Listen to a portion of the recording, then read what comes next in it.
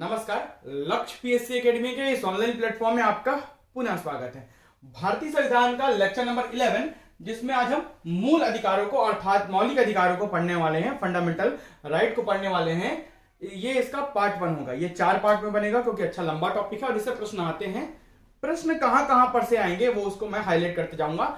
जैसे कि मैं हर वीडियो में अधिकतर स्टार मार्क करता हूं, अंडरलाइन करके बता रहा हूं, मतलब ये बता रहा हूं स्टार मार्क करके कि उस लाइन से, उस पर्टिकुलर लाइन से उस प्रकार के प्रश्न आते हैं।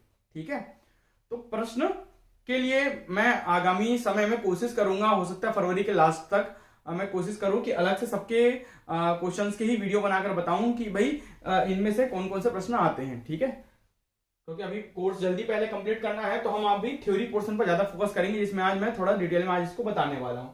बात करेंगे भाग 3 के बारे में। भाग 2 हमने पढ़ लिया। भाग 1 में संघ और उसके राज्य क्षेत्र हैं। भाग 1 के अंतर्गत अनुच्छेद नंबर 1 से 4 तक है। भाग 2 में नागरिकता के बारे में बताया गया है, सिटीजनशिप के बारे में बताया गया है, जिसके अनुच्छेद अनुच्छेद 5 से लेकर अनुच्छेद 11 तक है। भाग 3 के अंतर्गत अनुच्छेद 12 से लेकर अनुच्छेद 35 तक का आता है। ठीक है, जिसमें मुख्य रूप से जो है अनुच्छेद 14 से लेकर 35 आपको मौलिक अधिकार या मूल अधिकारों के बारे में बताएगा, जबकि 12 और 13 अन्य हैं। ठीक है, 12 में राज्य की परिभाषा है। जब भी संविधान के किसी भी पोर्शन पे राज्य लिखा रहेगा, उसका तात्पर्य देश से है, क्योंकि जब संविधान निर्माण हुआ तब उस समय इंडियन स्टेट्स वर्ड यूज किया गया था, ना कि देश। जब नेशन का ही कोई वहां पर उल्लेख नहीं है, नेशनल, एंटी नेशनल, ये सभी शब्दों का कोई उल्लेख नहीं है हमारे भारतीय संविधान में, है ना। तो भारतीय राज्य कहा गया है। जब भी राज्य शब्द आए तो उसका तात्पर्य देश से है, ये समझिएगा। ठीक है, इसलिए टेक्निकल वर्ड्स में सभी चीजें लिखी गई हैं। जहां जहां पर समझने की चीजें हैं वहां पर राज्य का मतलब राज्य मत समझिए अभी का। तब राज्यों को प्रांत कहा जाता था और देश को राज्य कहा जाता था, इंडियन स्टेट्स कहा जाता था, मतलब भारत देश, इंडियन स्टेट्स। ठीक है, इन चीजों को समझने की आवश्यकता है और वीडियो भी आपको देखने की आवश्यकता है। जो वीडियो नहीं देख रहे हैं उनको वीडियो देखना चाहिए, क्योंकि इसमें बहुत सारी चीजों को एक्स्ट्रा मैं बता रहा हूं। चलिए बात करते हैं। अनुच्छेद 12 से लेकर अनुच्छेद 35 तक मूल अधिकारों का विवरण दिया गया है। उसमें मूल अधिकारों के बारे में विस्तार से बताया गया है। अच्छा, प्रश्न क्या आता है सबसे पहले? अनुच्छेद 12 जैसे हम चालू करेंगे तो उसको बताऊंगा। जैसे अनुच्छेद 12 के अलावा अनुच्छेद 36 में भी, है ना, राज्य की परिभाषा, मतलब देश की परिभाषा। देश के अंतर्गत क्या क्या आएगा? राज्य का तात्पर्य देश से है, जहां पर भी राज्य बड़ा है उसका तात्पर्य देश से है। तो अनुच्छेद 12 के अलावा अनुच्छेद 36 में भी जब मूल अधिकार चालू होता है तब, और जब नीति निर्देशक तत्व चालू होगा तब भी, नीति निर्देशक तत्व का अनुच्छेद 36 से चालू होता है, वहां पर भी राज्य की परिभाषा बताई गई है। ठीक है, चलिए इस संबंध में भारत का संविधान अमेरिका में जो वर्णित है अधिकार पत्र, बिल ऑफ राइट्स, जो 1791 ईस्वी में, है ना, आया था, उससे प्रभावित है। मतलब अमेरिका के संविधान में मौलिक अधिकारों को या मूल अधिकारों को बिल ऑफ राइट्स कहा जाता है। क्या कहा जाता है? अधिकार पत्र कहा जाता है, याद रखेंगे। इसी अधिकार पत्र से हमने लिया है अपना मौलिक अधिकार या मूल अधिकार, जिसे हम फंडामेंटल राइट कहते हैं। वहां उसे बिल ऑफ राइट्स कहा जाता है। हम इसे हमें क्या बोलते हैं? मूल अधिकार बोलते हैं, फंडामेंटल राइट कहते हैं। अब इसके पीछे की चरणबद्ध तरीके से कहानी क्या है, कैसे ये गठन हुआ होगा? भाई पहले से कोई सुझाव तो दिया होगा, जैसे कि एनी बेसेंट ने पहले अधिकार मांगा, संपत्ति का अधिकार। फिर उसके बाद 1928 में जब मोतीलाल नेहरू के द्वारा नेहरू रिपोर्ट पेश की गई, तब वहां पर शांतिपूर्ण धरना प्रदर्शन का अधिकार मांगा गया अंग्रेजों से। ठीक है, तो ये भी अधिकार है, मौलिक अधिकार। ठीक है, इसके बाद 1935 का जब अधिनियम बना तो उसमें अधिकार दिए गए ब्रिटिशर्सों के द्वारा, भारत शासन अधिनियम में, और उसमें जितने भी लिखे गए मौलिक अधिकार वो सभी अभी के वर्तमान के संविधान में प्रदान किए गए हैं, बहुत सारे चेंजेस करके। ठीक है, तो ऐसे समय समय पर मौलिक अधिकार या अपने अधिकारों की मांग होती रही है, तो यहां से इसका पृष्ठभूमि तैयार होता है। हम बात करते हैं मूल अधिकारों की, अर्थात फंडामेंटल राइट्स के बारे में। तो राज्य का कम से कम हस्तक्षेप हो, इसलिए अधिकांश मामलों में संविधान द्वारा इसे न्यायिक संरक्षण, जुडिशियल प्रोटेक्शन प्राप्त है। मतलब अगर आपके मौलिक अधिकारों का, मूल अधिकारों का हनन होता है तो आप न्यायालय में जाकर याचिका दायर करके, ठीक है, उसे प्रश्नगत कर सकते हैं, अर्थात याचिका लगाकर लड़ सकते हैं कि भाई मुझे इस मौलिक अधिकार, मेरे इस मौलिक अधिकार का हनन हुआ है, मुझे कृपया इस मौलिक अधिकार प्रदान किया जाए या इसमें इस मौलिक अधिकार का संरक्षण किया जाए। तो मौलिक अधिकार और नीति निर्देशक तत्व में यही अंतर है कि ये न्यायालय में प्रश्नगत किया जा सकता है याचिका दायर करके, और नीति निर्देशक तत्वों को प्रश्नगत नहीं किया जा सकता। उसके किसी भी अनुच्छेद के तहत आप न्यायालय में, ठीक है, याचिका दायर नहीं कर पाएंगे। ठीक है, तो ये न्यायोचित है, अर्थात न्यायालय में समक्ष आप जा सकते हैं।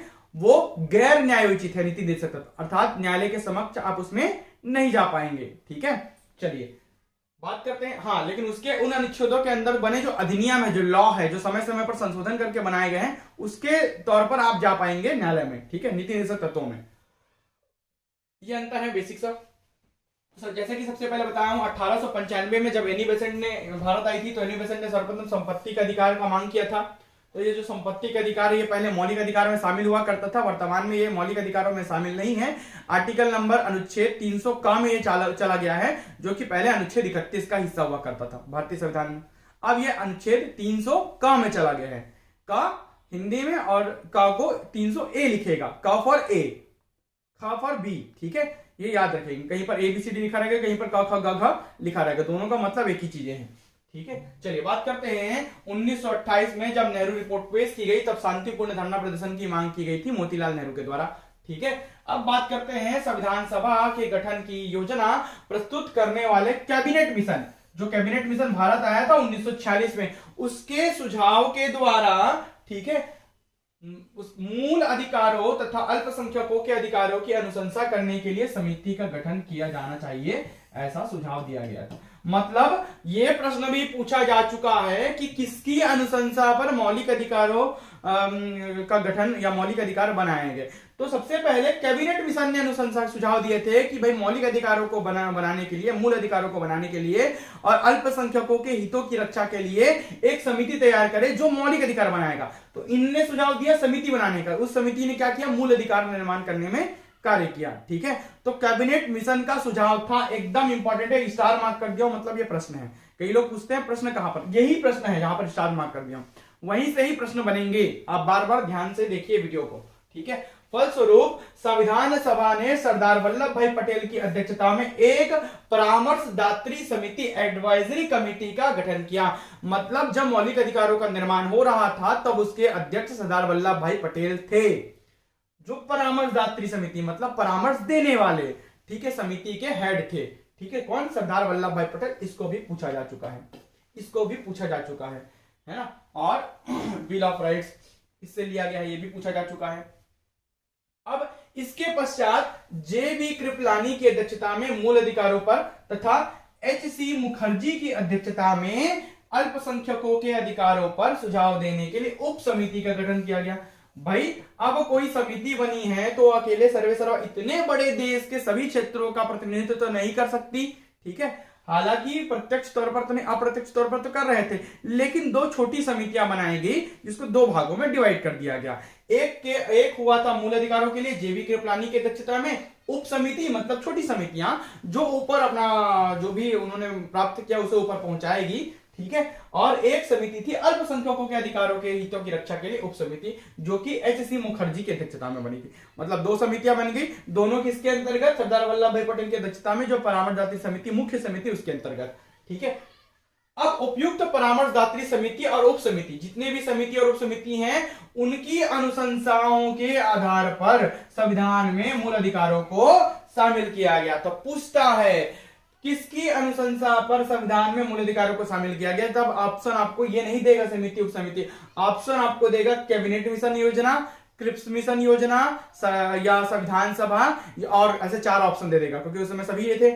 लेकिन आपको ऑप्शन लगाना कैबिनेट मिशन योजना की अनुशंसाओं के आधार पर मूल अधिकारों को संविधान में शामिल किया गया, क्योंकि कैबिनेट मिशन योजना के द्वारा ही सुझाव दिया गया था समिति बनाने का, और इन समिति ने ही अनुशंसा की मौलिक अधिकारों को जोड़ने के लिए संविधान में। आखिर तो प्रत्यक्ष रूप से कौन हुआ, ये, और अप्रत्यक्ष रूप से कैबिनेट मिशन हुआ, तो इसलिए आंसर क्या आएगा, कैबिनेट मिशन आएगा। समझ पा रहे हैं इसको।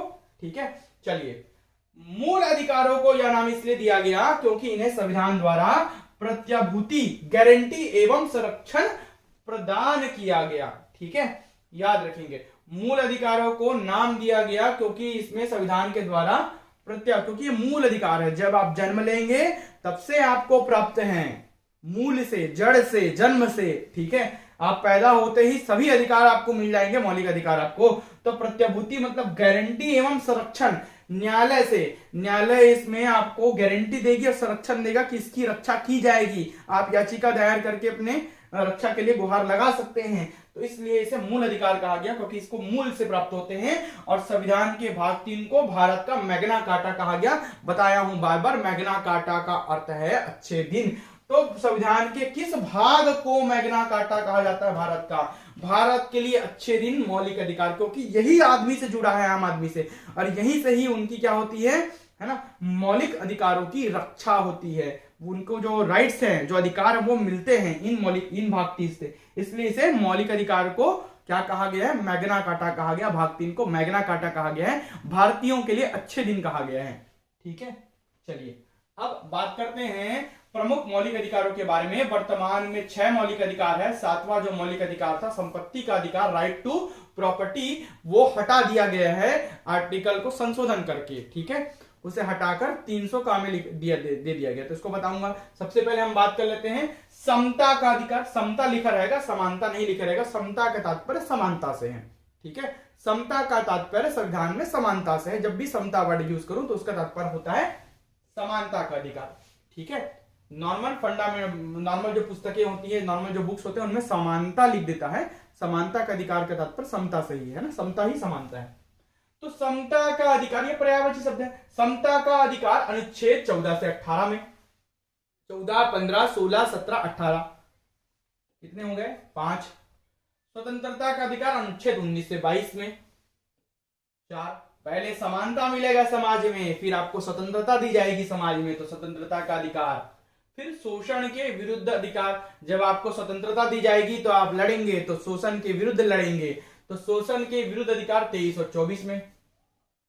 ठीक है, फिर धर्म की स्वतंत्रता का अधिकार, जब आपने शोषण के विरुद्ध लड़ेंगे, अच्छे से खड़े हो जाएंगे अपने अधिकारों के लिए, तो आप अपने धर्म की ही रक्षा करेंगे। तो धर्म की स्वतंत्रता का अधिकार अनुच्छेद 25 से 28, 25, 26, 27, 28।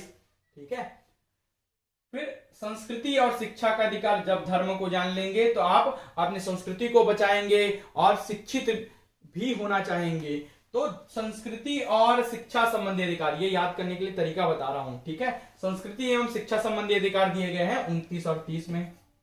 ठीक है, और संवैधानिक उपचारों का अधिकार अनुच्छेद 31 में। तो ये मेरा फोन नंबर है, याद कर लीजिएगा, 542421, 542421, एकदम याद कर लीजिए। 5 समानता, 4 स्वतंत्रता, 2 धर्म की स्वतंत्रता, शोषण के विरुद्ध, 4 धर्म की स्वतंत्रता, संस्कृति और शिक्षा, 2 संवैधानिक उपचार, 1। सभी को डिटेल में बारी बारी से चर्चा करेंगे। संवैधानिक उपचार, भाई संविधान में इसके लिए उपचार भी दिए गए हैं। ठीक है, कि आपका कोई मौलिक अधिकार हनन हो रहा है तो उसकी रक्षा कैसे किया जाए, उपचार भी हैं। तो संवैधानिक उपचारों का अधिकार अनुच्छेद 32। अनुच्छेद 31 आपको गायब दिख रहा है, तो ये 7वां मौलिक अधिकार या मूल अधिकार हुआ करता था, जिसे अभी हटा दिया गया। तो संपत्ति का अधिकार अर्थात संपत्ति अर्जन करने का अधिकार, जो कि अनुच्छेद 31 का हिस्सा हुआ करता था, और अनुच्छेद 19(1) च में था, 19(1) च। ठीक है, इसमें भी था, 19(1) च में भी था। ठीक है, ABCDEF, च फॉर इंग्लिश में F है ना भाई, याद रखेंगे। तो 19(1) F बोले या 19(1) च बोले, एक ही चीज है। पहले मूल अधिकार था 44वां संविधान संशोधन। संविधान में 2 प्रमुख संशोधन हुए, एक 42वां, एक 44वां। 42वां संविधान संशोधन 1976 और एक 44वां संविधान संशोधन 1978। 42, 76, 44, 78, 2 साल का अंतर, याद रखें, 2 नंबर, 2 साल का अंतर। ठीक है, तो ये ही 2 प्रमुख संशोधन, जिसमें इतने सारे संशोधन किए गए हैं संविधान में, तो ये हर जगह देखने मिलेगा। 44वां संविधान संशोधन अधिनियम 1978 के द्वारा मूल अधिकारों की श्रेणी से हटाकर कानूनी अधिकार, लीगल राइट्स बना दिया गया। अब ये आपके मौलिक अधिकार नहीं है, ये आपके कानूनी अधिकार हैं। ठीक है, ये आपको मूल से प्राप्त नहीं होंगे, ये आपको कानून से प्राप्त होंगे, इसको लड़ना पड़ेगा आपको। ठीक है, अब यह भाग 12 अध्याय 4 में अनुच्छेद 300 का या 300 ए इसे आप कह सकते हैं, इसमें जोड़ा गया है। ठीक है, जो जो अनुच्छेद 31 में लिखा है, जो अनुच्छेद 19 एक चा में लिखा है, वो आप 300 का में चला गया, 300 ए में चला गया। अब इनमें से कौन कौन से, इन सभी अनुच्छेदों में से कौन कौन से मौलिक अधिकार नागरिकों को प्राप्त है, भारतीय नागरिकों को, और कौन से विदेशी को प्राप्त है, ये देख लेते हैं। तो ऐसे कौन से मूल अधिकार हैं जो भारतीय नागरिकों को प्राप्त है? आईएमपी आ चुका है प्रश्न, अनुच्छेद याद रखना पड़ेगा। अनुच्छेद 15, धर्म, मूल, वंश, जाति, लिंग या जन्म स्थान के आधार पर विभेद का प्रतिषेध। मतलब धर्म, मूल, जाति, लिंग, वंश, जन्म स्थान के आधार पर आपसे भेदभाव नहीं किया जाएगा, चाहे आप काले हैं, गोरे हैं, किसी भी धर्म संप्रदाय के, आपसे भेदभाव नहीं किया जाएगा। अनुच्छेद 15 हमें यह बताता है। ये सभी भारतीय नागरिकों को प्राप्त है। अनुच्छेद 16, लोक नियोजन के विषय में अवसर की समानता। किसी भी सरकारी नौकरी या कोई भी सरकारी स्कीम है, उसमें आपको अवसर प्रदान किया जाएगा, इसकी समानता अनुच्छेद 16 बताता है। अनुच्छेद 19, वाक एवं अभिव्यक्ति की शांतिपूर्ण एवं सशस्त्र रहित सम्मेलन करने की, संघ एवं सरकारी समिति बनाने की। अनुच्छेद 19 में ना 19(1), 19(2), 19(3), 19(4), 19(5), 19(6) सब है, आगे समझाऊंगा। तो ये सभी चीजें जो लिखी हुई है, ये सब अनुच्छेद 19 में ये भी प्राप्त है। यहां पर केवल भारतीय नागरिकों को प्राप्त में केवल अनुच्छेद का नंबर याद रखना है, अनुच्छेदों को विस्तार से आगे बताऊंगा। अनुच्छेदों के नंबर में अनुच्छेद 15, अनुच्छेद 16, अनुच्छेद 19, अनुच्छेद 29 और 30।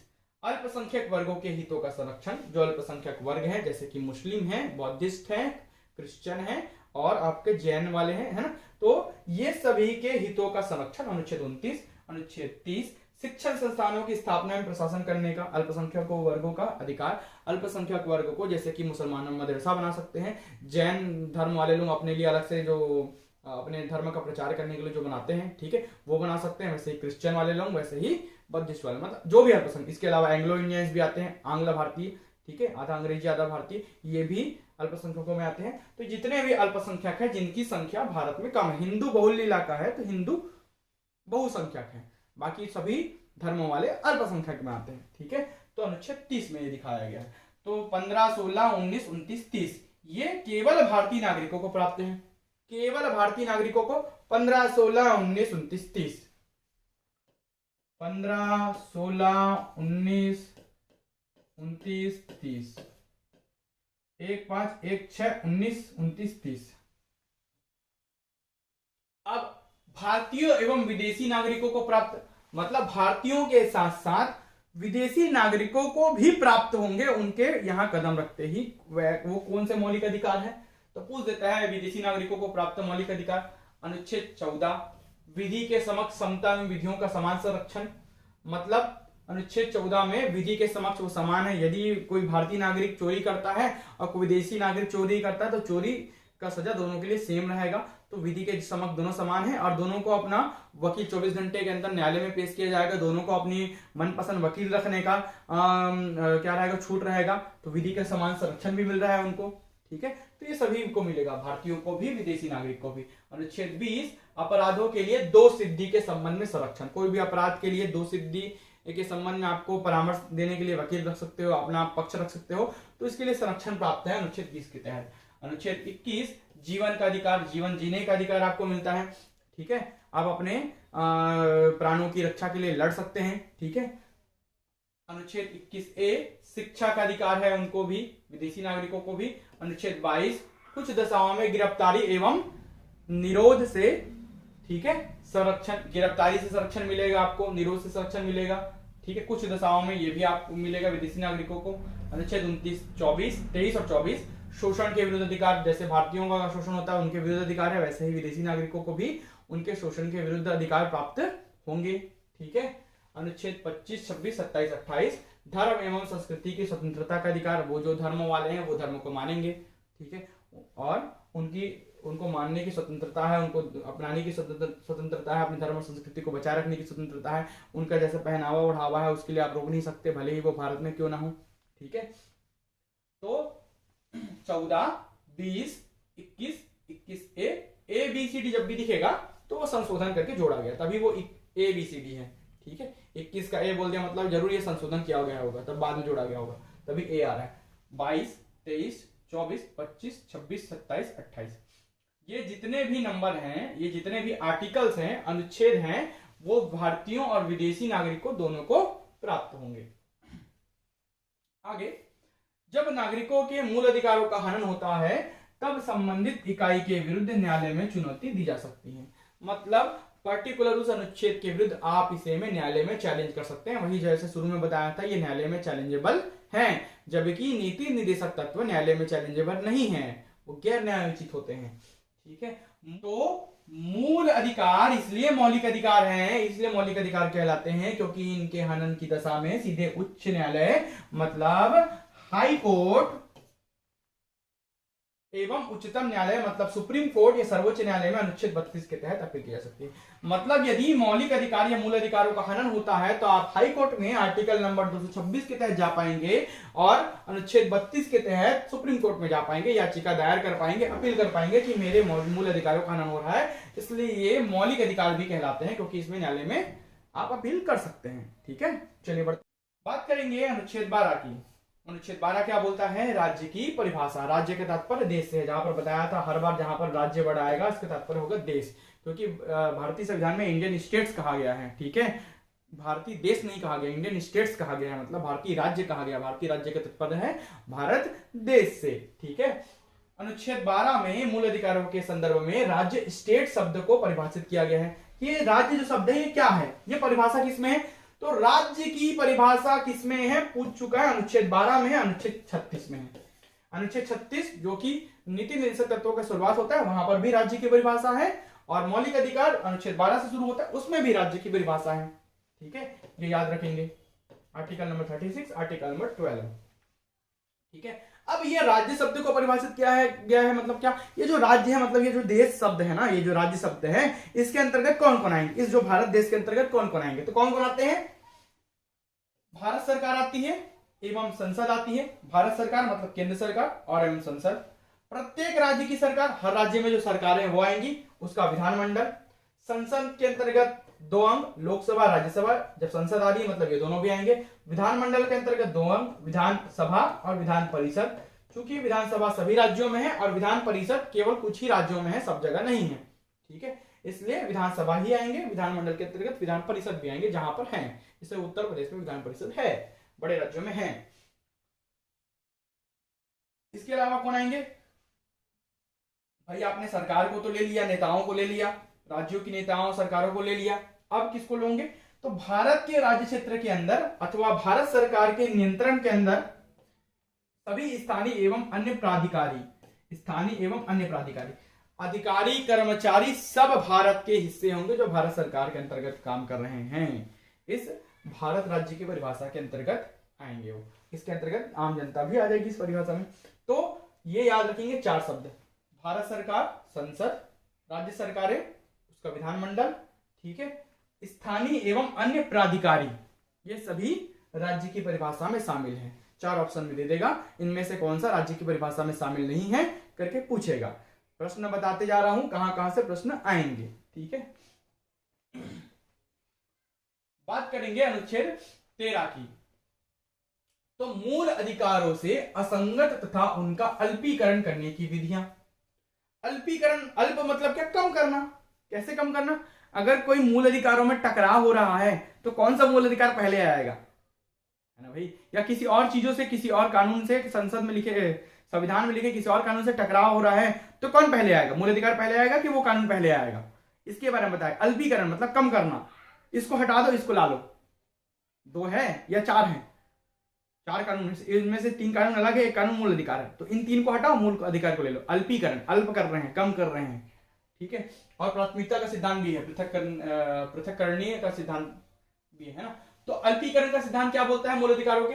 अनुच्छेद 13 में, अनुच्छेद 13(1) क्या बोल रहा है? संविधान के लागू होने से पहले भारत के राज्य क्षेत्र में लागू किसी संवैधानिक विधि और मूल अधिकारों के मध्य यदि टकराव उत्पन्न हो जाए तो मूल अधिकारों को प्राथमिकता दी जाएगी। इसको याद रखिएगा, इसको प्रश्न पूछ चुका है। अगर कोई भी भारतीय कानून संवैधानिक विधि से जो बना है, संविधान लागू होने के पहले से जो भारत राज्य क्षेत्र में लागू, किसी कोई उसके संविधान लागू नहीं हुआ तो उसके पहले कोई कानून बना है? है ना।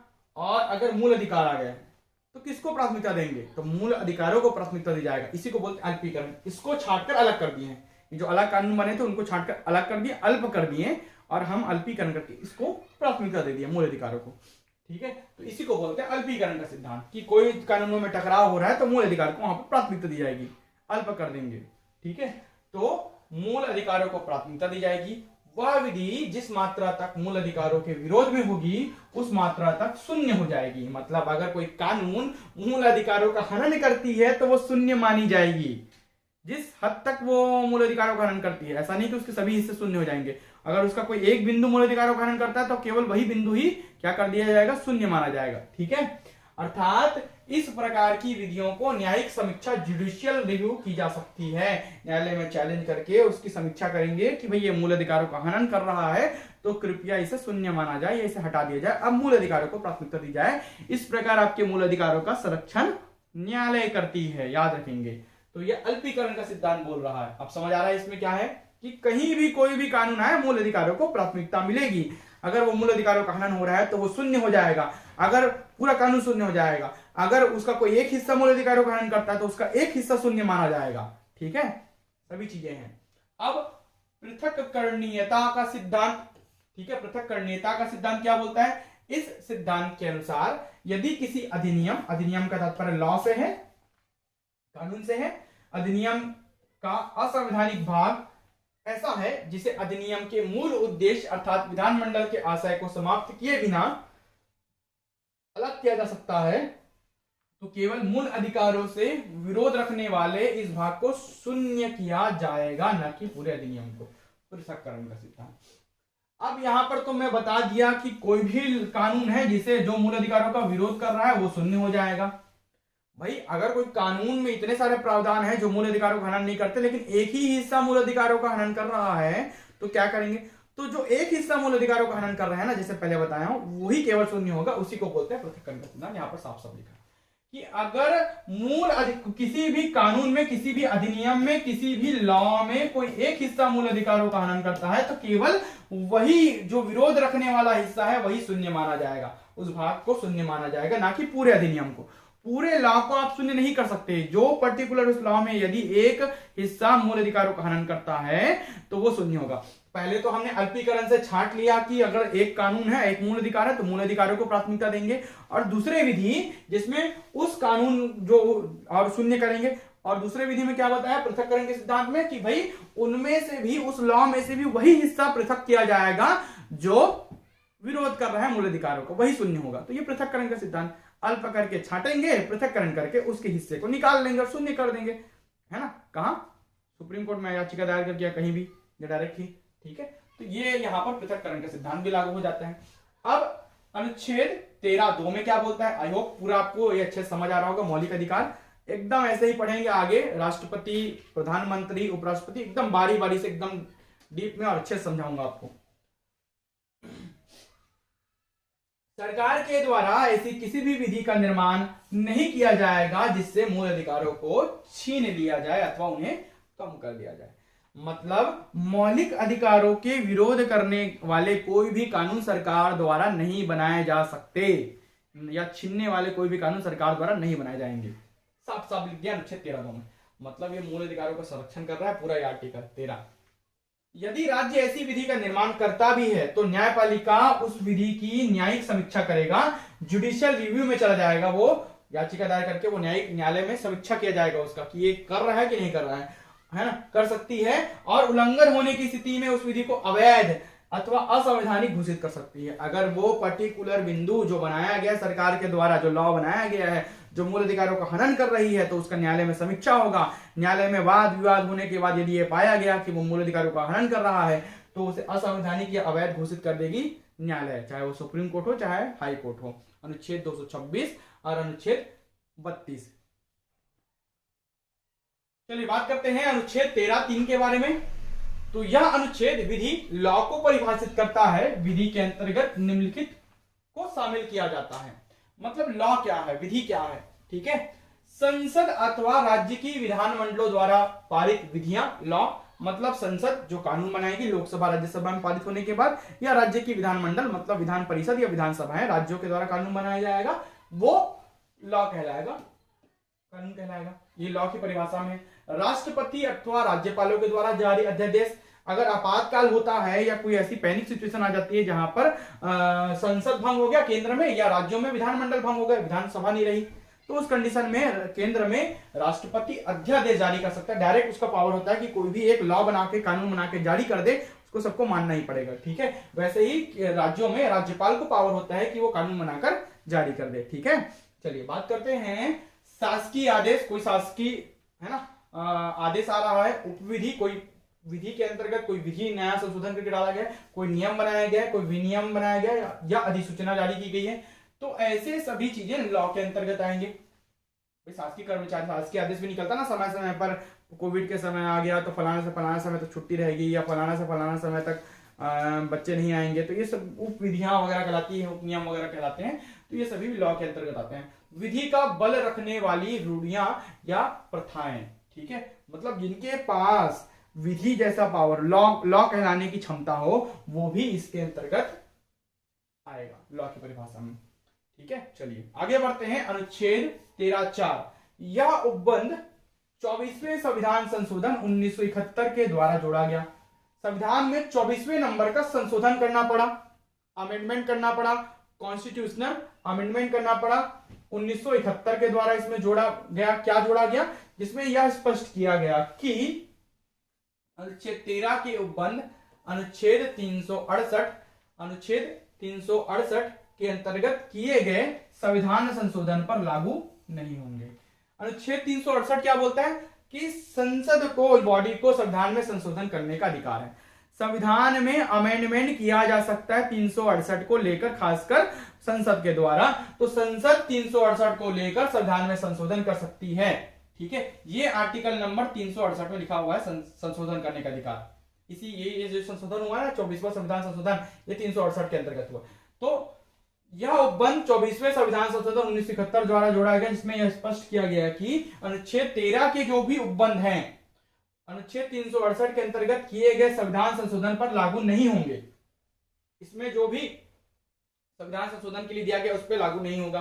13 के अंतर्गत अगर हम कोई चीज संशोधित करते हैं तो मूल अधिकारों की संशोधनीयता, ठीक है, लागू होने के बाद से ही यह विवाद का विषय रहा है कि क्या अनुच्छेद 368 के अधीन संविधान संशोधन के माध्यम से मूल अधिकारों में भी संशोधन किया जा सकता है। मतलब आर्टिकल नंबर 368 में बोला गया है कि संविधान में संशोधन किया जा सकता है, क्या उसमें मूल अधिकारों को भी संशोधन कर सकते हैं? ये गया बार बार बीच में सुप्रीम कोर्ट में ये बात है ना।